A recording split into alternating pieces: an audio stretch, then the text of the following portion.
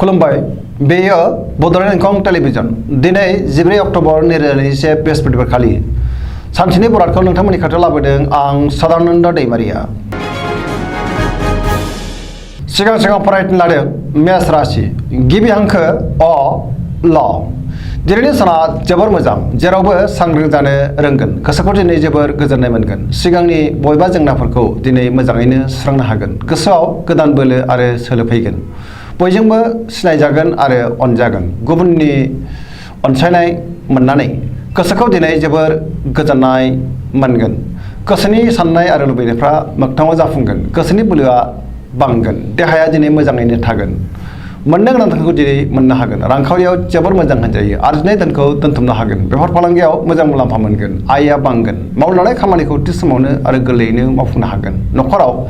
बिसि फिसायनि गेजेराव अननानै फैगोन बिदा फंबायजों मोजां सोमोन्दो थागोन बिमा बिफानि अननाय आरो बोर मोनगोन समाजाव गोबां मान मोनगोन बयनिबो गोसोखौ जै खालामनो हागोन सेंग्रा सिख्लाफोरा गोसोनि साननायखौ फोरमायलायनो हागोन आरो गोसोआ दिनै जोबोर रमान्टिक जागोन फरायसाफ्रा फरायनायाव गोसो दुंखांगोन आरो मोजां फिथाइ मोनगोन जायखि खामानि मावा मानो मोनफ्रोमबो खामानिखौनो दिनै सांग्राङै मावनो रोंगोन पजिटिभ एनार्जिनि गोहोम गोग्लैगोन सरासनस्रायै दिनै साना जोबोर मोजां आरो मोजाङैनो बारग'लांगोन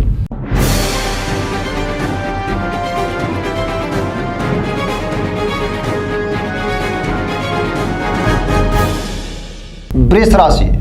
गिबि हांखो इ उ ब दिनैनि साना जोबोर मोजां गोसोआ दिनै जोबोर खुसि जागोन गोग्गो आरो गोथों साननो रोंगोन गोसोखौ जोबोर गोजोननाय मोनगोन सोरबा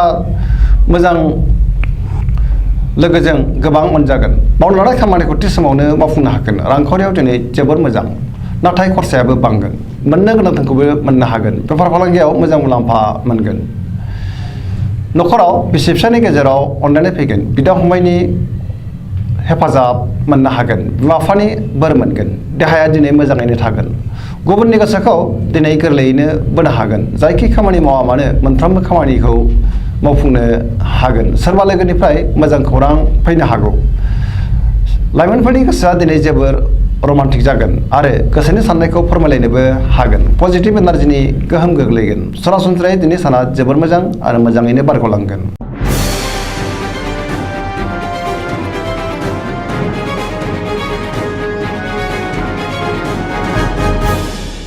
मिथुन राशि गिबि हांखो क स दिनैनि साना जोबोर मोजां गोसोनि बोलोआ बांगोन गोसोखौ दिनै जोबोर रंजानाय मोनगोन गोसोआ दिनै जोबोर गोजोनगोन सोरबा लोगोनिफ्राय मोजां खौरां फैनो हागौ पजिटिभ एनार्जिनि गोहोम गोग्लैगोन देहाया मोजाङैनो थागोन रांखावरियाव जोबोर मोजां होनजायो आरजिनाय धोनखौ दोनथुमनो हागोन मोननो गोनां धोनखौबो दिनै मोननो हागोन बेफार फालांगियाव मोजां मुलाम्फा मोनगोन गोबां सुबुंजों लोगो मोनज्लायगोन न'खराव दिनै अननानै फैगोन बिदा फंबायजों मोजां सोमोन्दो थागोन आरो बिसोरनि हेफाजाबखौ मोननो हागोन बिमा बिफानि बोर मोनगोन गोसोनि साननायफ्रा मोगथाङाव जाफुंगोन लाइमोनफ्रा जोबोर रमान्टिक जागोन आरो गोसोनि साननायखौ फोरमायलायनोबो हागोन फरायसाफ्रा फरायनायाव गोसो दुंखांगोन आरो मोजां फिथाइ मोनगोन जेरावबो साखाफारा जानो रोंगोन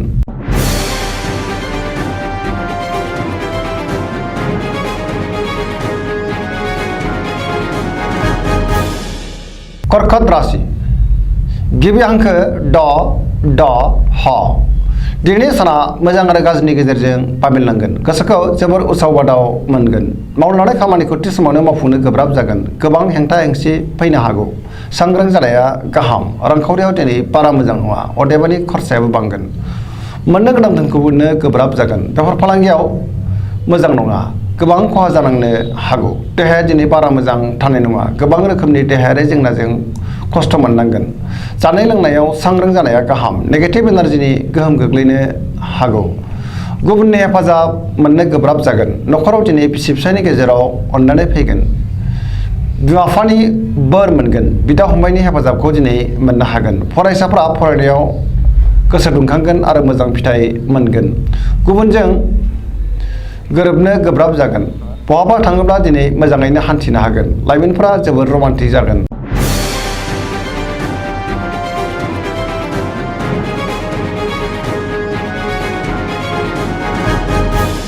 सिंह राशि गिबि हांखो म ट दिनैनि साना जोबोर मोजां गोसोखौ जोबोर गोजोननाय मोनगोन बयजोंबो अनसायजागोन आरो अनजागोन मावलांनाय खामानिखौ थि समावनो मावफुंनो हागोन रांखावरियाव जोबोर मोजां होनजायो आरजिनाय धोनखौ दोनथुमनो हागोन नखराव बिसि फिसायनि गेजेराव अनलायनाय फैगोन गोसोनि बोलोआ बांगोन गोबां खामानि मावनो गोसो दुंगोन आरो मावफुंनोबो हागोन गोसोनि साननायफोरा मोगथाङाव जाफुंगोन समाजाव दिनै गोबां मान मोनगोन लाइमोनफोरा जोबोर रमान्टिक जागोन आरो गावबा गावनि गोसोनि साननायखौ फोरमायलायनोबो हागोन गोसोआ दिनै जोबोर खुसि जागोन पजिटिभ एनार्जिनि गोहोम गोग्लैगोन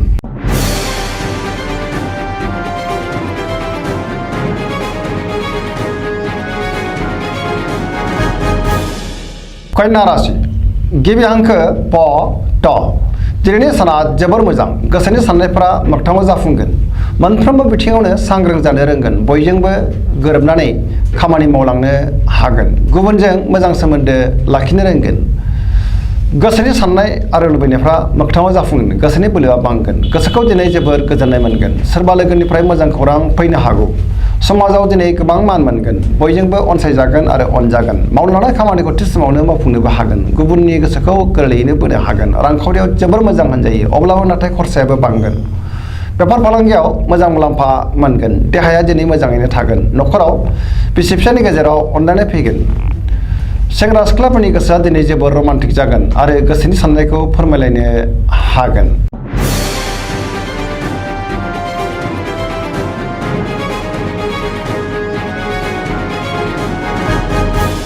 तुला राशि गिबि हांखो र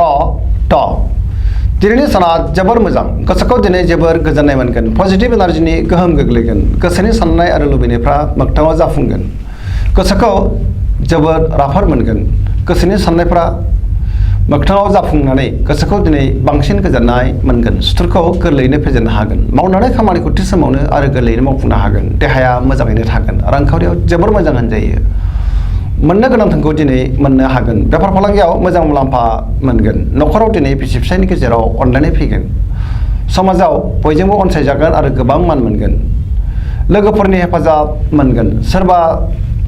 गोजाम लोगोखौ बहाबा लोगो मोननानै दिनै जोबोर गोजोननाय मोनगोन लाइमोनफोरा जोबोर रमान्टिक जागोन पजिटिभ एनार्जिनि गोहोम गोग्लैगोन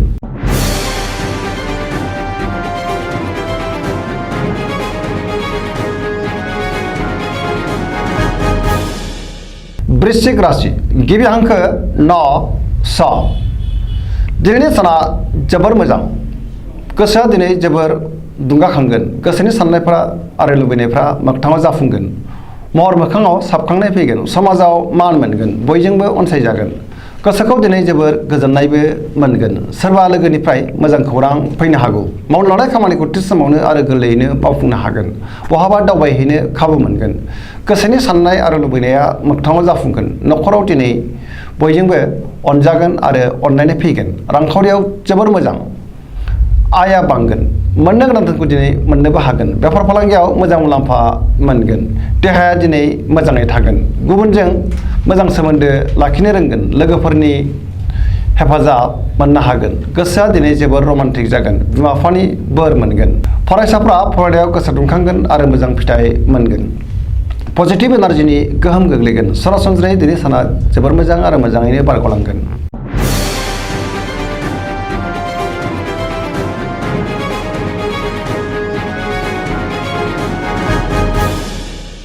धनु राशि गिबि हांखो ढ फ भ दिनैनि साना जोबोर मोजां बयजोंबो अनसायजागोन गोसोखौ दिनै जोबोर गोजोननाय मोनगोन सुरखौ गोरलैयैनो फेजेननो हागोन सोरबा लोगोखौ गोबां फोथायगोन पजिटिभ एनार्जिनि गोहोम गोग्लैगोन मावलांनाय खामानिखौ थि समावनो आरो गोरलैयैनो मावफुंनो हागोन गोसोनि साननाय आरो लुबैनायफ्रा मोगथाङाव जाफुंगोन रांखावरियाव दिनै जोबोर मोजां होनजायो मोननो गोनां धोनखौ दिनै गोरलैयैनो मोननो हागोन बेफार फालांगियाव मोजां मुलाम्फा मोनगोन समाजाव गोबां मान मोनगोन बयजोंबो अनसायजागोन आरो अनजागोन देहाया दिनै बारा मोजां थानाय नङा जानाय लोंनायाव सांग्रां जानाया गाहाम नखराव अनलायनाय फैगोन बिदा फंबायजों मोजां सोमोन्दो थागोन गुबुननि थाखाय मोजां खामानि मावनानै होनो हागोन लाइमोनफोरनि गोसोआ दिनै जोबोर रमान्टिक जागोन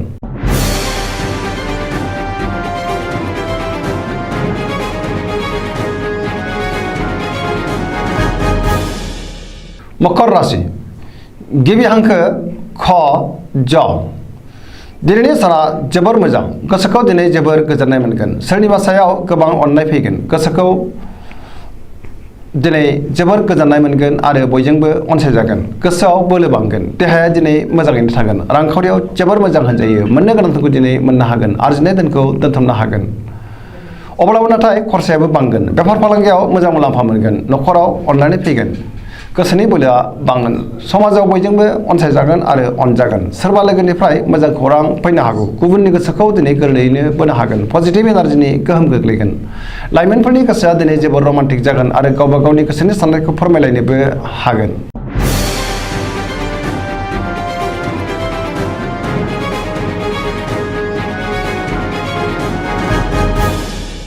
कुम्भ राशि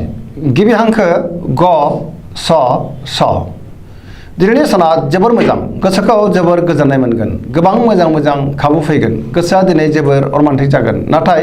बांद्राय गोग्गानायबो फैगोन गोसोआ दिनै जोबोर अहंकारबो जानो हागौ सांग्रां जानाया गाहाम मावनानै खामानिखौ थि समावनो मावफुंनो हागोन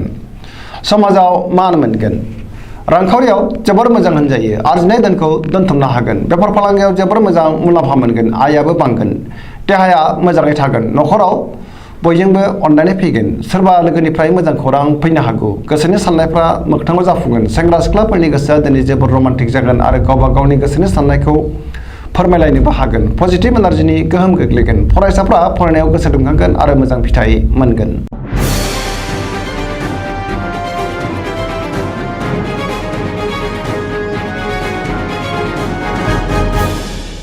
मीन राशि गिबि हांखो ड स दिनैनि साना बारा मोजां नङा